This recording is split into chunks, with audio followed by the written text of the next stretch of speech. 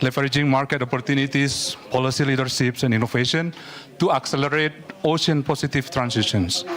We will hear from the leaders who are shaping the future of blue economy through science, technology, investment, and collaborations. So without further ado, to set the tone and for this session, I'm honored to invite His Excellency Sakti Wahyu Trenggono, Minister of Marine Affairs and Fisheries, to deliver the opening remark. Minister, please.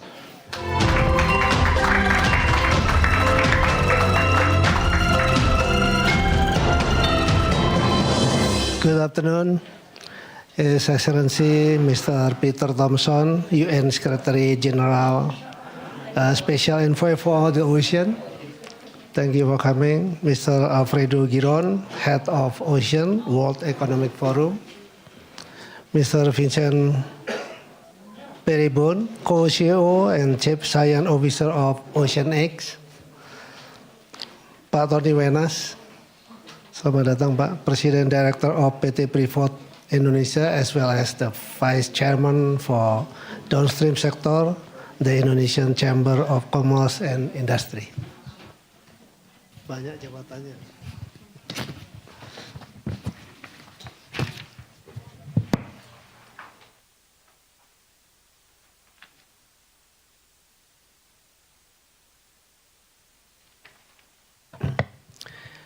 It is an honor to welcome you to the Indonesia Pavilion Endless Horizon. Thank you for joining this important dialogue on harnessing the impact of sustainable blue economy, a topic that is no longer optional but essential. This side event is designed as a space for constructive dialogue, partnership, and concrete collaboration. Today, the world faces economic uncertainty, climate change, and mounting pressure on natural resources. In this context, the ocean must be at the center of global solution. A sustainable blue economy is a strategic pillar for food security, climate resilience, job creation, and long-term prosperity. To unlock this potential, we must shift from short-term exploitation to long-term stewardship and from fragmented effort to coordinated multi-stakeholder action. As the world's largest archipelagic state, Indonesia reaffirmed its commitment because the ocean is our history. Ocean is a part of our history, our identity, and our future, which 2/3 of our territory as marine waters, ocean health, is directly tied to our economic and social stability. For us, the blue economy is not just an environmental agenda, it is an economic and investment agenda. Indonesia is implementing measurable programs through its blue economy policy, namely expanding marine and conservation areas to cover 30% of our water by 2045, implementing quota-based responsible fisheries, promoting sustainable aquaculture, strengthening ecosystem surveillance on coastal and small islands, and engaging fishermen and coastal communities in reducing marine plastic pollution. Our goal is clear: protect marine ecosystem while driving productivity, value creation, and inclusive growth for coastal communities. But ocean challenges are global and transboundary. No country can solve them alone. Collaboration among governments, businesses, financial institutions, academia, and civil society is critical. Platforms like the World Economic Forum makes this possible. In this spirit, I'm proud to announce Indonesia will host the Ocean Impact Summit 2026 on 8 till 9 June in Bali. The summit is an action-driven forum focused on partnerships, implementation, and impact investment in marine and fisheries sector. To conclude, I call on business leaders and CEOs. Indonesia is open for partnership. Let's work together to develop scalable, sustainable, and bankable solutions that deliver value for both the planet and the economy. We look forward to continue engagement here in Davos and to welcoming you in Bali. Thank you. Thank you, Minister. Thank you. Please be seated again. So, thank you. Now, before we begin our panel discussions, it is a privilege to invite Peter Thompson, UN Secretary General, Special Envoy for the Oceans, to share the encouraging remark. He, the ocean legends. Peter. Thank you very much, Minister Trenggono, and ladies and gentlemen. Thanks for the honor of speaking to you all this morning. When Indonesia calls, we all come. Why? As you heard already, it's the world's biggest archipelago. And what happens in the ocean in Indonesia is relevant to the ocean all around the planet. So I'm really pleased to, and I committed to this, I think 9 months ago, to be attending the Ocean Impact Summit in Bali, as the Minister said, 8th and 9th of June. We've just had a meeting to discuss the content of that summit, and I'm really looking forward to it. I think it's going to be one of the most important ocean meetings in the intercessional, the way I like to think about it, the intercessional between the 3rd UN Ocean Conference and the 4th UN Ocean Conference. For those of you who don't know, the 4th UN Ocean Conference has been mandated by the UN General Assembly to take place in June 2028 in Korea, co-hosted by Korea and Chile. So I think this, the meeting in Bali is one of the really important meetings in that intercessional period. Look, what Minister and I were talking about was the importance at any of these ocean meetings to get the balance right between conservation and sustainable use. So the sustainable blue economy, but conservation, in line with 30 by 30, which we've all agreed to under the Kunming Montreal Global Biodiversity Framework. Here in Davos, at Blue Davos, because we were in Blue Davos this week, it's a source of great pride to me that I co-chair something called the Friends of Ocean Action, which many of you wouldn't have heard about, but is one of the most effective organs for ocean action around the world, and has been in existence for a long time now. It's a WEF platform with 50 to 100 ocean leaders at any one time who are members of the Friends. I'd just like to highlight one of the things that we have done, because I think it's very relevant to the Ocean Impact Summit in Bali, which is that Friends of Ocean Action, when we realized that 30 by 30 was really an existential matter for humanity. It's called for under the Global Biodiversity Framework, not because it's just a nice target, it's because it's an existential matter for humanity. If we don't protect 30% of the planet by 2030, we're going to see a cascading away of millions of species, and that will eventually take us with it. So this is we recognize this as a really important thing for the ocean, and we also recognize that if we didn't get ourselves organized, we would not get 30 by 30 in the ocean. So Friends of Ocean Action announced at the CBD COP in Cali a few years ago that we would put together an implementation plan, an action plan for 30 by 30 in the ocean. We did that, cost us a bit, good supporters, excellent report, launched in Nice last June by Mark Benioff, who's one of our patrons, and we're now in the implementation of that phase. So 30 by 30, what does it mean? How are we going to get 30% of the ocean protected? Well, one of the great boons is that the High Seas Treaty, BB&J, has come into force this month.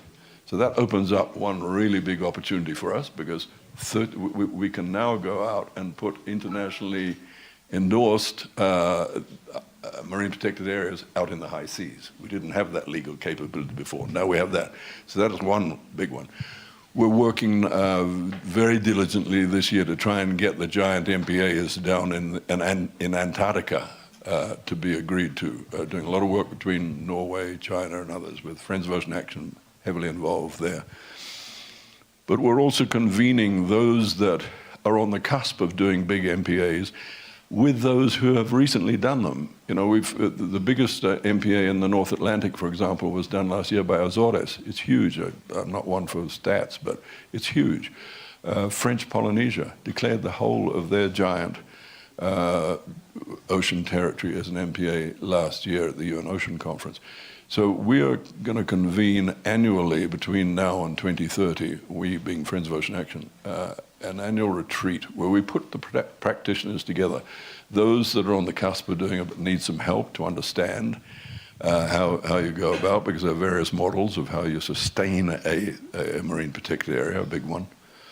And some of the governments involved, some of the agencies involved, some of the philanthropies involved, and the private sector. And that's, of course, is where WEF can be of such a great help to us. So I just want to emphasize that side, because to me, that's probably the most important part of the conservation side of that balance that we always need to achieve, getting that 30 by 30, because marine protected areas work. I come from Fiji. I can see how they work. You know, if I go to one bay where there's an MPA, life is just abundant. I go to the next bay where there is no MPA and it's just fished out. There's nothing to see in the water. MPAs work. So on the other side of the equation, of course, is sustainable blue economy. We have to feed our people, and you know, that means that fisheries and aquaculture have a big role to play.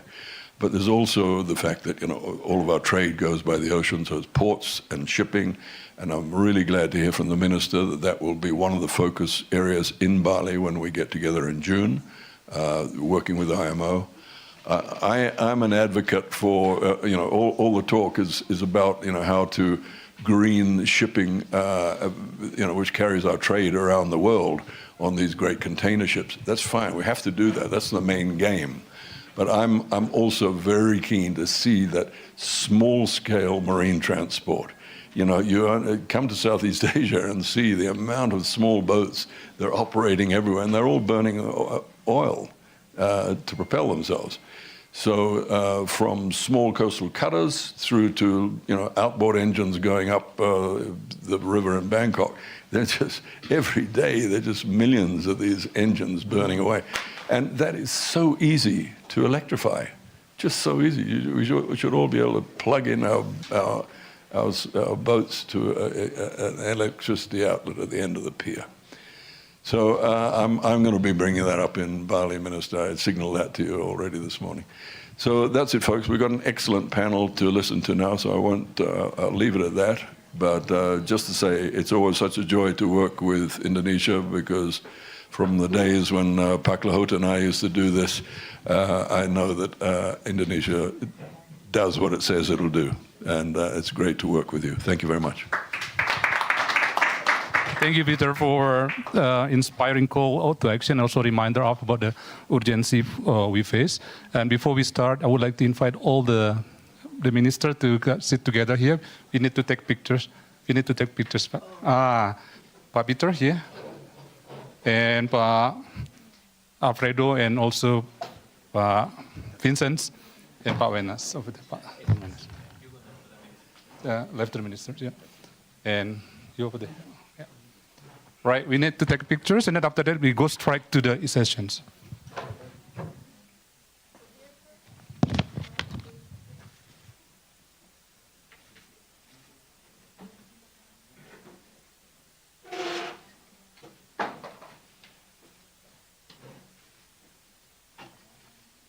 Right, thank you so much. Thank you so much. So now we can start the event.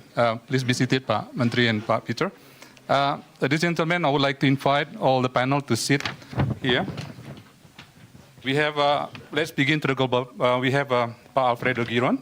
Head of Ocean of World Economic Forum, and Vincent Pieribone, co-CEO of Chief Science Officers of OceanX, and also Pak Clayton Allen, Tony Wenas, actually. Tony Wenas will be there, as I already mentioned. Let me start with Alfredo. Alfredo, from your vantage point at the World Economic Forum, what policy framework and partnership are most effective in accelerating ocean positive transformations? And how can the platform like WEF help again business innovations with ocean sustainability? I'm sure you can answer that. Thank you so much. Thank you. There you go. Thanks so much for the invitation. Thank you so much, Minister Trenggono, for hosting the summit, but also for the invitation to join you today. And thank you, Peter, for helping us set the stage. I think that what you have said about conservation and sustainable use is extremely important. And we see that reflected in several ways in the policy space.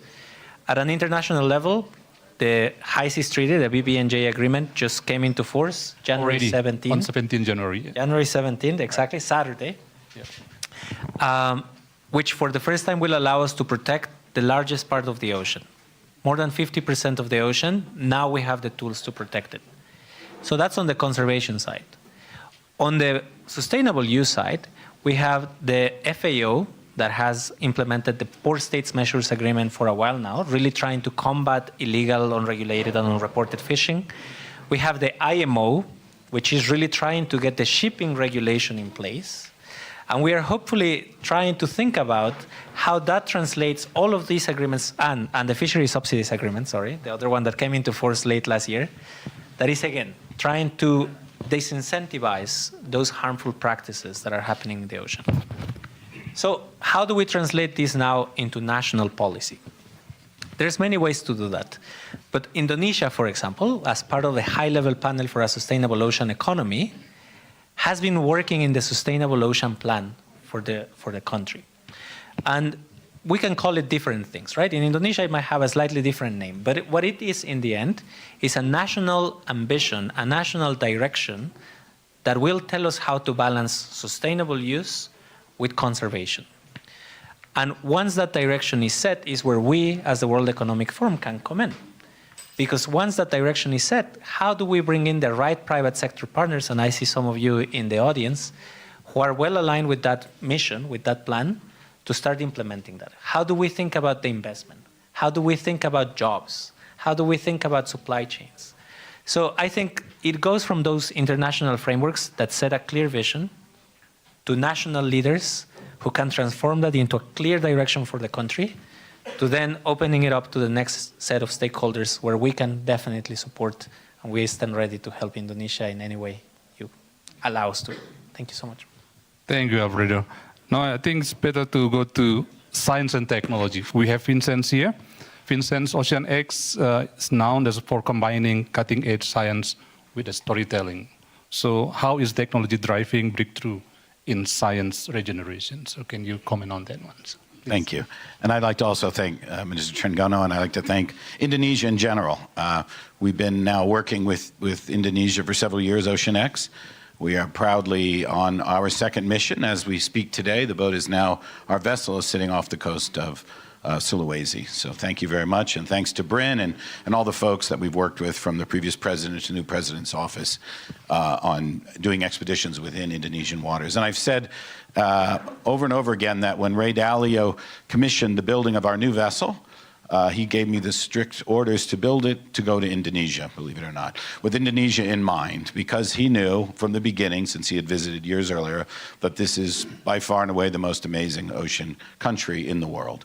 And so, as Mr. Thompson said, this is a place that it's sort of almost beyond belief how amazing the water and the people and the society interact. And so it's like a magical world there.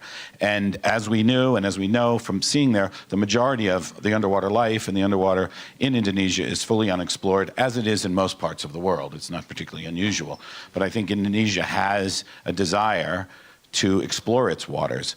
And I would note that within the territorial boundaries of Indonesian water are 4, 5, 6, 7, 8,000 meter very unusual for countries in the world, as you know. I'm not telling you anything, but the rest that you don't already know, that an amazing range of biospheres. But again, unexplored. I can't tell you today what's down there, but every time we enter the waters in Indonesia, every time our submarines go down and our ROVs, something new comes out. And we spent a wonderful expedition last year on the southern coast of Sulawesi. We were there with KI also, and the Blue Halo project, and we're just very proud to be in the place that is the most ocean beautiful and the most ocean potential, I think, of anywhere in the world. So we are strong believers in science and technology, and this new era of science, AI, technology, underwater robotics is the first time I think you truly can explore what is an incredibly difficult but a rich environment underwater. So we're excited to work together, and we're proud and glad and thankful that you've allowed us to enter your waters and work with you. And everything we've seen is amazing. And we're looking forward to multiple expeditions. We're looking forward to expeditions again at the end of the year with the vessel. So the vessel travels the world, but it comes back every year to Indonesia because it's the place to be. So thank you. Thank you so much. And that will give you the basis. One last thing, that understanding what's there will give you the basis for understanding what to do with it, I think, for sure, both in conservation and in use. Thank you, Vincent. Thank you. So we can come back again with after Vincent. Now we have to go to Pak Tony. Pak Tony, how is Indonesian private sectors leveraging investment and downstream opportunities to accelerate the blue economy? Pak, can you comment on that one, please? Yeah, thank you. First of all, I would like to thank the organizer for hosting this, and Pak Trenggono, Pak Minister, and also colleagues from WEF and OceanX. Your first comments about Indonesia is very encouraging to us. So I'm speaking here on behalf of KADIN. KADIN is the Indonesian Chamber of Commerce and Industry, which is an organization formed by a law where all businesses is actually under an association, business association are under KADIN. So basically it's a private sector association. And I would like to start maybe explaining about how's the situation in Indonesia right now.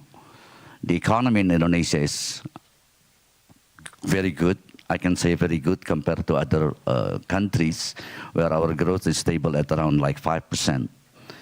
And the stability of the exchange rate is around like 16,000 to 16,900, and it's stable for the last years. And also the stability of the political situation in Indonesia for the last decades or 2 decades means it's quite stable.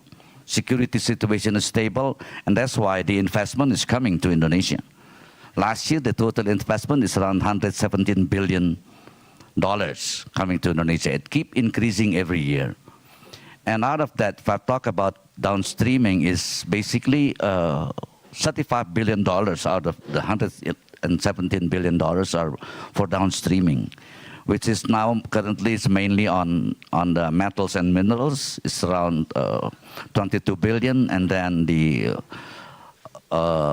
plantation and forestry, and also the third one is the oil and gas, and the fourth one, unfortunately, is only $500 million, which is the fishery and maritime. But talking about the potential, we have, like you said, we have a very huge potential in fishery and maritime as well. Our ocean is like quite a big, the biggest archipelago, like you said, you know, and the coastal line is around like 80,000 kilometers. And we have also, talking about conservation, we have also huge area of mangrove, like 3.5 million hectares of mangrove. And also seagrass, you know, is very important as well to absorb carbons. So I think we have the largest mangrove area in the world, 3.5 million hectares. So with that, from the KADIN point of view, you know, we urge the companies to invest in a sustainable way, of course, not only in fishery and maritime, but only in other areas like mining. Also, they will have to do it in a sustainable way. And there's a big potential. Like we have lots of fishes. We have lots of crabs, shrimps, and seaweed, not to mention seaweed. I think last year we produced around 6 million tons of fishes, which is less than 10% of our potential. And for seaweed, I think we only produce like less than 1% of the potential. We have around like 12 million hectares of seaweed potential in the country. So with that, the government, Pak Trenggono and Pak Minister of Investment as well, and the President as well are pushing hard to go further downstream for all areas. You can see in the panel over there, even though there's no information about the fishery and maritime, but the downstreaming on other areas is basically the national push for the companies to more, because it's not only about like to have more value added in the country, it creates more economy. Like currently the blue economy has contributed around 8% to GDP, and with the roadmap prepared by Trenggono and team, we plan to double it by 2045 to become like 15% contribution to GDP. So again, the potential is there, and we are working together closely between government and KADIN, and also with the international business association. We have been doing like roadshow to many places, many countries, with the president as well in some places, and also, separately from business to business discussion with our counterparts in other countries. So the potential is very big, and we invite you to come to invest in Indonesia in a sustainable way, and still have to also care for the conservation of the areas as well. Thank you so much, Pak Tony. Right, so can I come back to Alfredo? Alfredo, so what are the biggest barriers to the global collaboration, and how do we overcome them? So can you comment on that one, please? Yeah, that's a very big question. Yes, I understand that, but can you make it short? Well, let's start with thinking about the ocean. By the way, sorry, I got very distracted reading the map, because I see that Central Java and Riau Island have seaweed potential that is very big. Yeah. And I also know that you recently had the first large-scale seaweed farms. I think it was in KL, if I remember correctly. So thank you so much for that reminder, because it's very important. And 15% ambition, Minister Trenggono, thank you. We need more countries like Indonesia with that level of ambition for the ocean economy. Sorry, going back to your actual question, what are some of the key barriers? I think that we are operating in a very fragmented world currently. But if you look at the Global Cooperation Barometer, which we published 2 weeks ago as the World Economic Forum, I think that the main finding was that cooperation internationally is not necessarily going down, but shifting forms. And it's going from something that was completely globalized, or almost completely globalized, to more regional and bilateral agreements.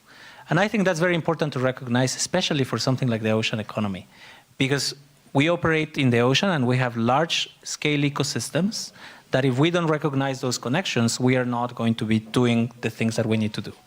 So in the case of Indonesia, I think the leadership that you have shown in ASEAN in particular, and then the leadership that you showed through the G20 by establishing the Ocean 20, that's the type of collaboration that we need. That's the type of cooperation that we need. Strong countries with a lot of things at stake and that see the real opportunity to come together and to deliver on that. And so in that sense, Peter mentioned the Friends of Ocean Action, which is a community that we host with him. He's the co-chair of that alongside with Isabella Lövin, who currently is part of the EU Parliament. And it's a community of champions that over decades have pushed for these multilateral agreements for the ocean to come through. But they are also pushing for those more regional and those national objectives. And again, I think my only message here is that as we see things unfold, there's a very important role for countries like Indonesia that want to take strong leadership in a regional way, and especially for the ocean economy. I think that ASEAN is going to be really important for everything that we do. And let's extend that to Melanesia, actually. I think there's a very important thing to do also with Melanesia, especially when we think about the conservation of the most valuable marine resources. Right. Thank you, Alfredo. Back to Vincent again. Vincent, so what innovation do you think that excites you most the next decade, and then how we can scale them globally? Whether AI will be part of, or maybe you can copy the end of the deep sea creatures and then to become pharmaceuticals and also biocosmetics or something like that. Can you just comment on that one, please? Sure. I think what I always say in this question is that the ocean in the scientific terms is a complex system, which is a term means it's a system that's affected by such a huge number of variables that at time can almost seem random. But with the advent of sophisticated modeling and AIs, your ocean systems or basins can be better modeled. And that's important because as you're exploring these advances and growth of the blue economy, you have a lot of, in some sense, competing entities that are working in space. And you want to make sure that as you utilize these resources from the water, that they don't, in a sense, interfere or damage or affect them. And that's essentially part of the conservation theme, is not just the idea that it should sit there and be protected. That's important, but also that protection helps, allow other economies to grow without being damaged. So does fisheries damage tourism? Does tourism damage, other concessions and things like that? So modeling these systems and the use of AI when they're fed lots of data, to me, is an exciting new way. It's not been done effectively yet almost anywhere on the earth, although it's a growing concept. So feeding a system a lot of information will get you, and data will get you up to a place where hopefully you can make predictions about climate change's impacts of industries on other things, and how to best secure all of these blue economy desires without them overlapping and damaging each other. So to me, in the ocean space, that's what excites me a lot about AI and large system modeling, that it will allow you to better understand where the fish are, where they're going, where the seaweed is good, where the seaweed's better, all those things that are affected by ocean properties. And there's a lot of effects. It's a three-dimensional space, and the thing that affects ocean, why it's so data poor, is it's tough to get there. And it's very tough in Indonesia to get there because you have deep water and you have a lot of water. It's more of your territorial is underwater. Far more of it than is. So you want to get out there and see what's going on, but the technology requires getting down in there. And then to your final point, what the modern AI and modeling and synthetic biology and all these crazy things that are happening on the cutting edge, last year's Nobel Prize, is leading to a place that allows a very gentle use of your resources, which is the exploitation of the biodiversity, both in the shallow and in the deep. I want to touch on the deep because everybody who's been to Raja Ampat knows that that's one of the most beautiful, diverse, shallow water coral reefs in the world. But I don't know if you know that if you go below the diving zone to 80, 90 meters, all the way down to 300-400 meters, you have an entirely different world of diversity. And that's a world of diversity that exists in darkness, exists in pressure, it exists in all these extremes that make it hugely valuable for biotech and the design and development. And with the advent of AI-based protein engineering, AI-based small molecule engineering, the teaching of those models with the material and the proteins and the things you get from the deep are hugely valuable. That's already transforming science in a way that in 10 years from now, how we treat human disease, how we create biopharmaceuticals and biologics, which are a class of pharmaceuticals now that are growing. In the U.S., Pfizer, a large company in the U.S., 40% of their revenue is generated on biologicals, which are proteins, and proteins come from the ocean, and proteins come from AI that can create them. So you still have sitting in those waters this kind of knowledge and wisdom that cannot be gained without going in and looking. But the good news is that you can explore it and you can exploit it. It's actually very non-damaging to the environment. Like, we go there, we take thousands of water samples, and from those you extract all of this information, or core samples. So it's not really damaging the environment, but yet it will build this very rich. So I would encourage Bryn, I would encourage Kakabe, I would encourage everybody to build a digital repository of what Indonesia is, under what its DNA is, which will be internal to the country, develop companies that can produce AIs on that material. Otherwise, Malaysia, these other places that have some of your biodiversity, or will go that direction. The sooner you get there, the sooner companies, I think, as we see AI companies in the US, achieving notoriety because they got there first. If you get there first with the biodiversity AI utilization, I think it's a powerful income driver for the country. It hasn't been done anywhere in the world yet, and you could be the first, and should be, because the biodiversity in your country on land and underwater is extreme by any measure. So that would be my excitement. Oh, thank you so much. Thank you, Vincent. Pak Tony, do you have more comments about how can a business adopt regenerative practice? So as you mentioned, KADIN is ready for partnerships and then come to Indonesia. But how can we ensure that it can be regenerative practice to balance the economic point of view and also for ecological point of view? Or maybe you have an example like in your report or something like that. Please share with us, Pak. Yeah, thank you. First is that report we don't do fishing, and we are a mining company. We don't do fishing or business in marine but we, as our commitment, we committed to plant 12,000 hectares of mangrove. In Papua. Mainly in Papua. But even though, in Papua you have like 1.5 million hectares of mangrove in Papua only, but additional 10,000 or 12,000, probably it's relatively small, but if it's from one company can do that, other companies will follow, then it will be very good for the climate, for the country, and for the ocean itself, right? Leading by examples. Yeah. Okay, good. And I'd like to emphasize about the collaborative action. Collaborative action between the company, the investor, whether it's domestic investor or foreign investor, to work closely with the fishermen. We have like around more than 5 million fishermen in the country. And the one who works in the, what they call it, the farm fishing is around like 15 million people. And mostly now, it's basically they just catch it and then sell it like that. So what we are trying to push is that to go downstream on that, to have a branded seafood and can, have a higher value, and it will help, it will create lots of jobs. I think it's around like more than 1 million jobs can be created from the blue economy. 1 million jobs is quite big. And like around 40 million people, 40 million of Indonesians live in the coastal area. So if those kind of industries, can be developed in the islands, not only the big islands, even the small islands where there are more fishes actually,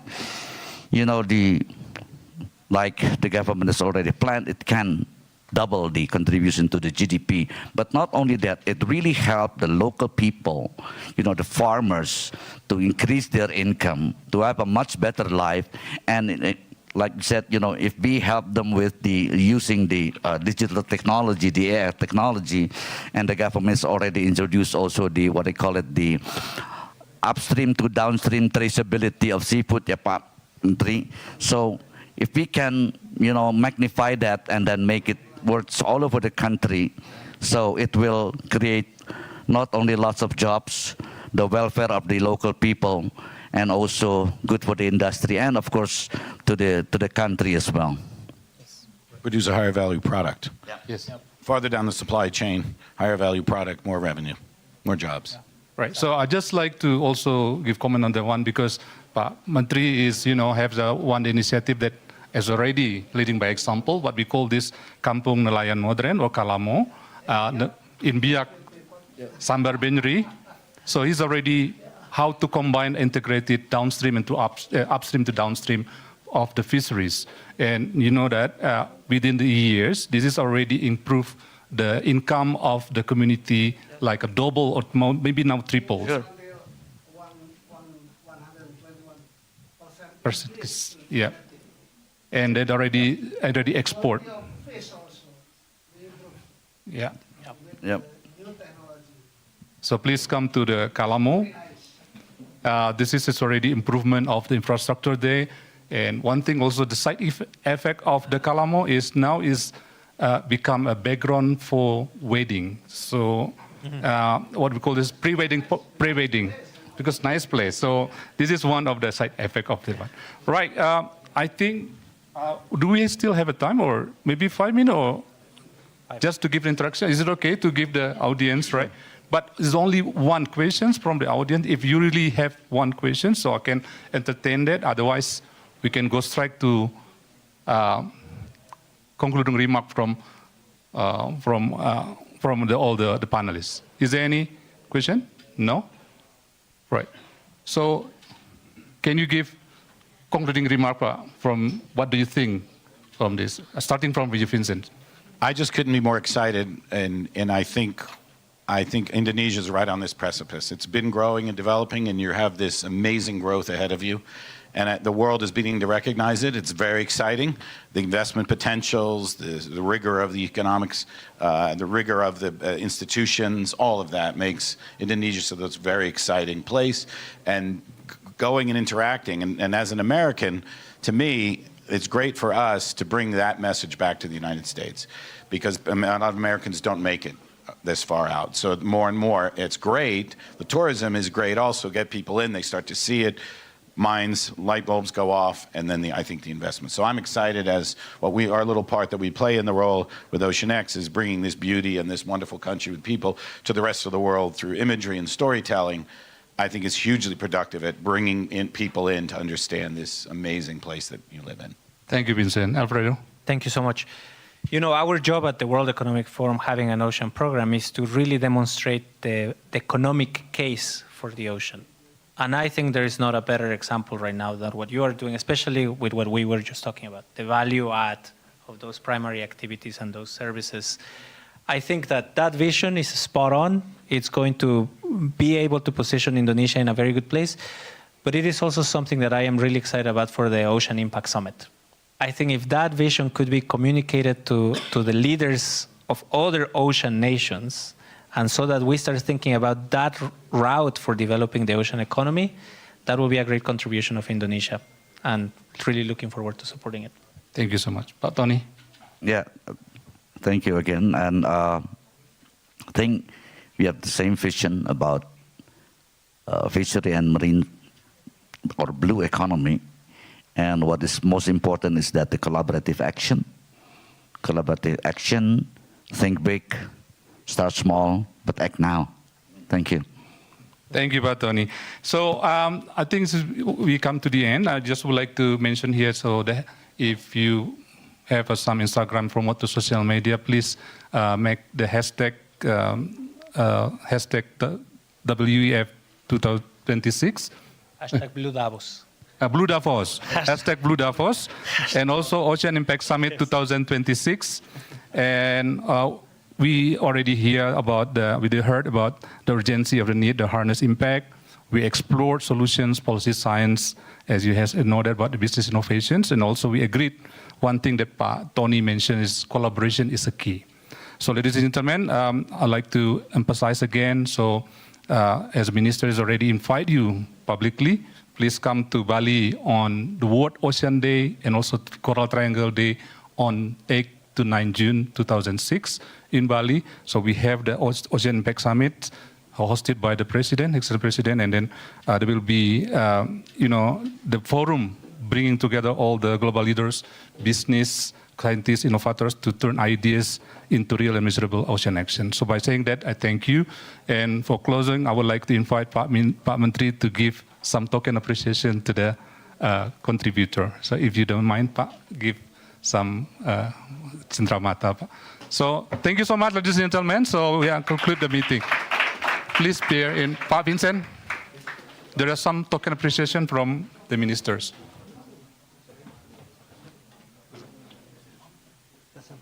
Ke Pak Vincent dulu, Pak. Sir, thank you. Pak Peter satu ya.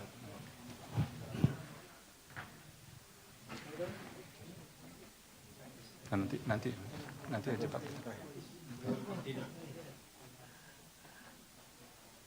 Terima kasih, Menteri. And also for our ocean legends, we invite Pak Peter. Always support, always encouraging us to do something for the ocean. Thank you, Pak Peter. Thank you for all this encouraging. Thank you so much. Yes, take pictures together. Can you show the logo and also I've got it. Yeah. So with the count of 1, 2, 3, we can say C. 1, 2, 3, C. 1, 2, 3, C. Thank you so much. Thank you, Pak.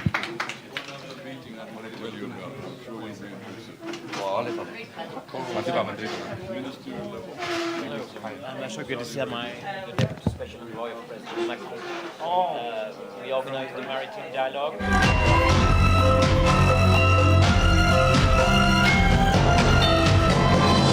Jelajahi cara baru mendapatkan informasi. Download Metro TV Extend sekarang.